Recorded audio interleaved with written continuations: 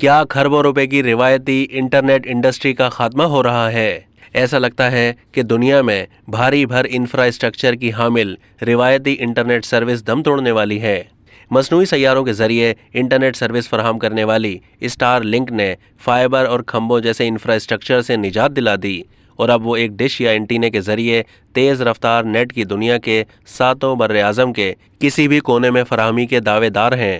Space x اور Tesla کے CEO اور ارب پتی ایلون مسک نے ٹویٹ کیا کہ اسٹار لنک اب انٹارکٹیکا سمیت تمام 7 براعظموں پر فعال ہے۔ اسٹار لنک ایلون مسک کی اسپیس ایکس کا ایک حصہ ہے، جس کا مقصد زمین کے نچلے مدار میں گردش کرنے والے مصنوعی سیاروں کے ذریعے صارفین کو تیز رفتار براڈ بینڈ انٹرنیٹ پیش کرنا ہے۔ نیشنل سائنس فاؤنڈیشن انٹارکٹیکا کے میک مرڈو اسٹیشن پر اپنے اسٹار لنک انٹرنیٹ ٹرمینل میں سے یہ دنیا کے انتہائی دور مقامات میں سے ایک ہے۔ تجزیہ کاروں کا کہنا ہے کہ مصنوعی سیاروں کے ذریعے انٹرنیٹ کی فراہمی دنیا کے دور دراز علاقوں، صحراؤں اور پہاڑوں پر رسائی کی مشکل حل کر سکتے ہیں۔ اس کے لیے بڑے پیمانے پر انفراسٹرکچر، فائبر اور کھمبوں کی ضرورت بھی نہیں۔ اس کے سگنلز کو جام یا سروس کو بلاک نہیں کیا جا سکتا، جیسا کہ عام ریڈیو سگنلز کو کیا جا سکتا ہے، اور اسے سیٹ اپ کرنے کے لیے صرف 15 منٹ درکار ہوتے ہیں۔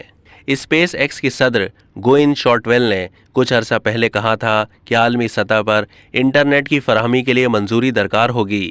ہر ملک میں انٹرنیٹ کی فراہمی کے لیے قانونی تقاضوں کی ضرورت ہوگی اور ٹیلی کام سروسز کے لیے منظوری درکار ہوگی۔ اسٹار لنک کا $10 ارب کی لاگت سے 12,000 سیٹلائٹس بھیجنے کا پلان ہے۔ امریکہ کے فیڈرل کمیونیکیشنز کمیشن نے رواں سال کم سطح کے زمینی مدار میں اسٹار لنک کے سیٹلائٹس بھیجنے کے اسپیس ایکس منصوبے کی منظوری دی تھی۔ لہٰذا عوام کو مطلع کیا جاتا ہے کہ وہ اسٹار لنک کی اپنی یا اس سے متعلق کسی بھی ویب سائٹس کے ذریعے پری بکنگ آرڈر دینے سے باز رہیں۔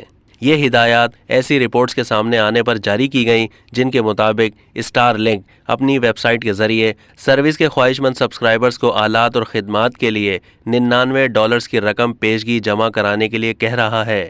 پی ٹی اے نے یہ معاملہ پہلے ہی اسٹار لنک کے ساتھ اٹھایا ہے کہ وہ خواہش مند صارفین سے پری آرڈر بکنگ یعنی پیشگی بکنگ کو فوری طور پر بند کر دے، کیونکہ ابھی تک کمپنی کو پاکستان میں انٹرنیٹ خدمات مہیا کرنے کا کوئی لائسنس جاری نہیں کیا گیا۔ اب تک کے لیے اتنا ہی۔ مزید معلومات کے لیے ڈیلی جنگ کے YouTube چینل کو سبسکرائب کیجیے۔